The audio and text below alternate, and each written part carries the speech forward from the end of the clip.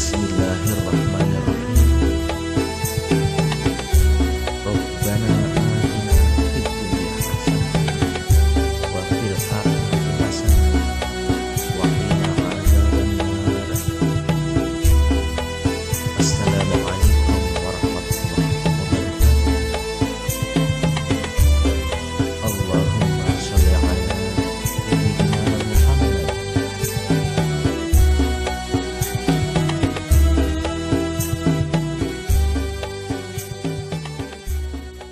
Assalamualaikum warahmatullahi wabarakatuh. Alhamdulillahi nasta'inuhu wa nastaghfiruh wa na'udzu billahi min syururi anfusina wa min sayyiati a'malina. May yahdihillahu fala mudhillalah wa may yudlil fala hadiyalah. Asyhadu an la ilaha illallah wahdahu la syarikalah wa asyhadu anna Muhammadan abduhu wa rasuluhu la nabiyya ba'dah. Allahumma shalli ala sayyidina Muhammad wa ala ali sayyidina Muhammad. Rabbi syrah li sadri wa yassir li amri wahlul 'uqdatam min lisani yafqahu qawli, amma ba'du. Kita teruskan pengajian beberapa waktu yang lalu. Selanjutnya hari ini kita membahas babul aniyah. Babul aniyah. Aniyah itu jamak dari ina. Ina memiliki bentuk jamak namanya aniyah. Kemudian aniyah, Imam Nawawi menyebutkan ada jamaknya lagi namanya awani. Jadi aniyah itu bentuk jamak, ina itu bentuk tunggal, awani itu jamaknya jamak. Jadi ada 3 bentuknya itu. Apa artinya aniyah? Aniyah itu artinya wadah air, atau sering kita sebut dengan tempayan. Bismillahirrahmanirrahim. Kullu hayawanin najasun bil mauti. Kullu setiap hayawanin hewan najasun najis bil mauti karena mati. Setiap hewan itu najis, menjadi najis dia kalau dia mati. Artinya setiap bangkai hewan itu hukumnya najis. Kalau kita menyentuh bangkai hewan, mesti kita harus cuci dulu tangan kita dengan air yang suci. Kenapa? Karena setiap binatang yang mati bukan karena disembelih, mati artinya matinya itu bukan mati karena dipotong, niat dengan menyebut nama Allah, bismillah, Allahu Akbar, kemudian memotong lehernya, maka binatang itu hukumnya menjadi najis. Kullu hayawanin najasun bil mauti. Setiap hewan itu najis apabila dia mati. Karena dia mati, karena dia menjadi bangkai, maka hukumnya najis. Tahhara jilduhu bil dibai. Tahhara suci, jilduhu kulitnya, bidzibai karena disamak. Tahhara jilduhu bidzibai. Kulit binatang itu bisa menjadi suci. Kulit binatang yang sudah jadi bangkai atau kulit bangkai itu bisa menjadi suci karena disamak. Binatang yang mati maka dia menjadi bangkai, maka binatang itu menjadi najis. Kulitnya pun juga menjadi najis. Ketika binatang itu mati, walaupun saat hidupnya dia suci, ketika dia mati, maka binatang itu menjadi najis. Kalau kita sentuh, maka tangan kita menjadi terkena najis. Untuk itu kita harus cuci tangan kita supaya tidak najis. Kulitnya pun juga menjadi najis. Lalu bagaimana caranya supaya kulitnya itu bisa dimanfaatkan tidak menjadi najis? Tahhara jilduhu bidzibai. Kulitnya itu bisa suci kalau disamak. Jadi binatang yang menjadi bangkai diambil kulitnya kemudian disamak, maka kulit tersebut akan menjadi suci. Disamak itu gimana? Bahasa Jawanya itu dibentang, dibentang kemudian dijemur di bawah terik matahari, atau diangin-anginkan, dipanaskan sehingga kulit tersebut menjadi kering. Maka ketika kulit sudah kering tersebut karena disamak keringnya, maka kulit tersebut menjadi suci. Wa huwa ma'adal kalbi wal khinziri. Kulit bangkai yang tadinya mati, ya kulit yang namanya bangkai tentu mati, bukan karena disembelih. Kulit bangkai yang mati itu tadi kan najis, kecuali disamak. Artinya seluruh binatang yang kulitnya disamak maka akan menjadi suci. Illa, kecuali, ini ada istisnanya nih. Illa atau ma adal kalbi wal hinjiri, selain kulit anjing dan kulit celeng, kulit babi. Seluruh binatang kulitnya halal kalau disamak, kecuali kulit anjing dan kulit babi. Kulit anjing dan kulit babi walaupun disamak, dia tetap najis, tidak bisa suci karena disamak. Untuk itu jangan pernah nyamak kulit anjing, jangan pernah nyamak kulit babi. Masih banyak kulit yang lain, kulit kambing, kulit sapi, kulit kerbau. Jangan nyamak kulit anjing dan kulit babi, karena kulit anjing dan kulit babi walaupun disamak hukumnya masih tetap najis.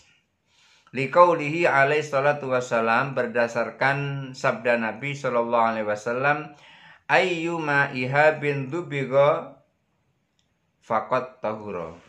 Kulit binatang apa saja, ayyuma ihabin, kulit binatang apa saja, dzubiga, disembelih, bukan disembelih,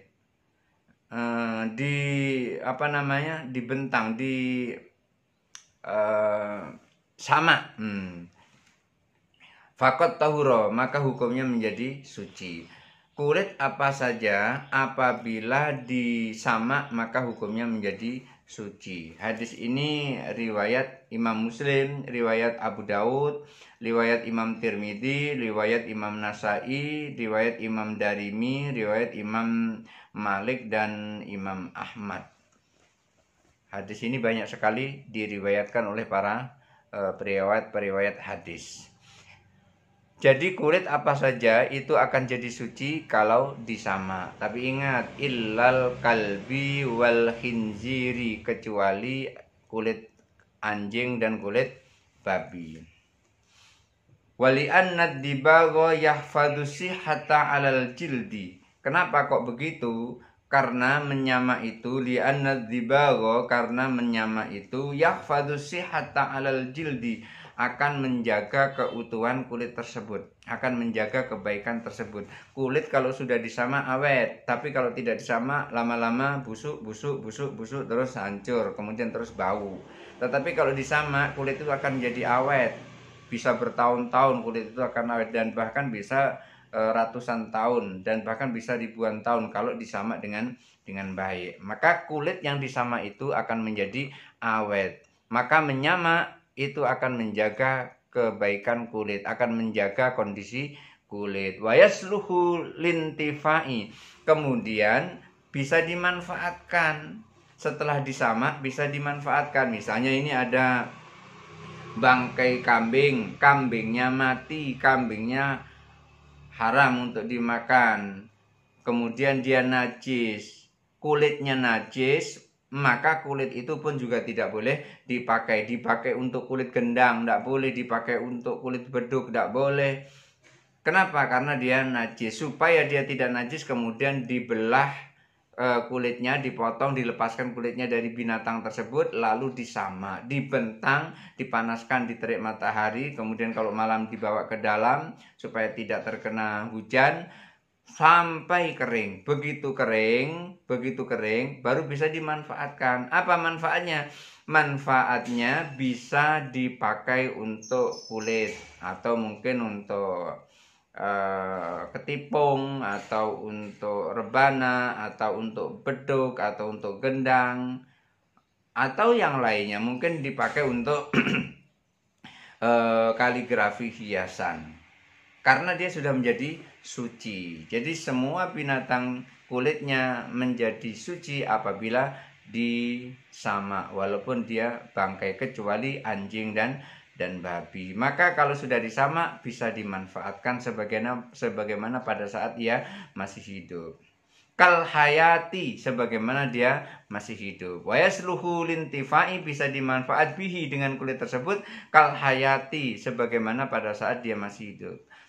Tapi dengan syarat tsummal hayatu tadfa'un najasata anil jildi.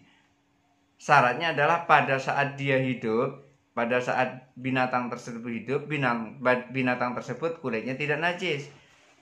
Pada saat dia hidup kulitnya tidak najis, maka pada saat dia menjadi bangkai disamak maka kulitnya pun menjadi suci. Ketika saat hidup dia bisa menolak najis, artinya hukum kulit tersebut tidak najis, hukum kulit tersebut suci, maka pada saat dia mati kemudian disamak kulitnya pun juga menjadi suci. Maka kulit yang disamak itu mengikut pada saat dia masih hidup kal hayati sebagaimana dia masih hidup. Ketika dia masih hidup hukumnya najis, disamak pun dia tetap najis. Pada saat masih hidup dia suci, maka ketika disamak kulitnya pun menjadi suci. Kalau tidak disamak, nah itulah tadi najis. Wa kadzalika dzibag, demikian pula pada saat disamak. Artinya pada saat hidup dia suci, pada saat disamak dia suci. Wa ammal kalbu wal khinziru fakadzalika. Wa amma adapun al kalbu anjing wal khinziru celeng babi, adapun anjing dan babi fakadzalika demikian juga. Maksudnya gimana? Demikian juga anjing dan babi, karena saat dia hidup dia najis, disamak pun dia najis. Itu menyamak mengembalikan kepada kondisi masih hidup. Kondisi apa? Kondisi hukum masih hidup. Saat masih hidup hukumnya suci, saat dia disamak hukumnya suci. Saat masih hidup hukumnya najis, saat disamak hukumnya najis. Wa ma tuladu minhuma, demikian juga yang lahir dari keduanya, yang lahir dari anjing, yang lahir dari babi, maka ketika kulitnya disamak tetap dia najis. Au min ahadima, atau yang salah satu di antara keduanya, yang lahir salah satu di antara keduanya, antara anjing dan babi, maka pada saat dia disamak kulitnya hukumnya tetap najis, tidak boleh, haram hukumnya. Fala yatuhuru jilduhuma, tidak akan pernah menjadi suci kulit keduanya, kulit anjing dan kulit babi, bidzibagi karena disamak. Anjing kulitnya disamak tidak akan menjadi suci. Babi kulitnya disamak tidak akan menjadi suci. Yang lahir dari kedua-duanya, dari anjing dan babi, apabila disamak, walaupun bentuknya seperti kambing, bentuknya seperti monyet, bentuknya seperti kayak rusa, atau bentuknya seperti kayak kijang, asal lahirnya dari babi, dari anjing, maka hukumnya tetap najis, tidak bisa menjadi suci walaupun disamak. Li'anna dzibagha kal hayati, karena menyamak kulit itu mengembalikan keadaan sebagaimana dia masih hidup.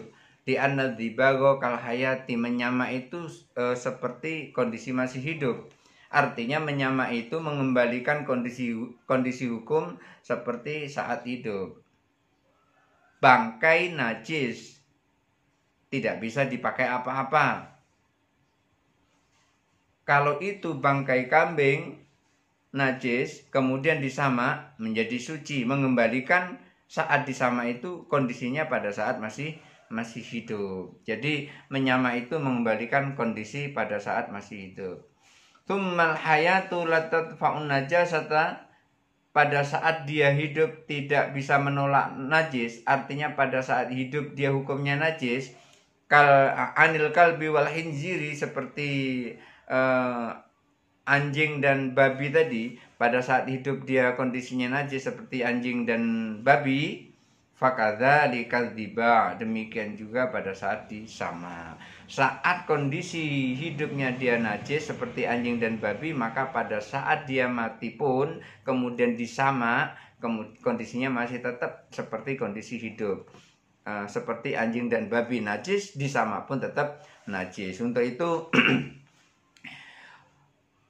agar kulit binatang tidak sia-sia seperti kulit kambing, kulit kerbau, kulit sapi. Ketika dia mati, diambil kulitnya, kemudian disamak, maka kulit itu kembali seperti kondisi dia masih hidup. Untuk itu jangan sampai kita salah memanfaatkan, asal ngambil kulit sementara kulit itu kulit sudah mati, kulit bangkai, tidak disamak, maka hukum kulit itu menjadi najis. Tetapi ketika disamak, maka hukum kulit itu menjadi suci. Apalagi dipotong. Kalau dipotong jelas binatang yang mati karena disembelih, kulitnya pun menjadi tetap suci walaupun tidak disamak. Kulit binatang yang dipotong, kulit binatang yang disembelih, maka hukumnya seperti pada saat dia masih hidup, tidak najis dan boleh dimanfaatkan. Tetapi kalau binatang itu mati bukan karena disembelih, maka kulitnya menjadi najis dan dia akan menjadi suci kalau kulitnya disamak.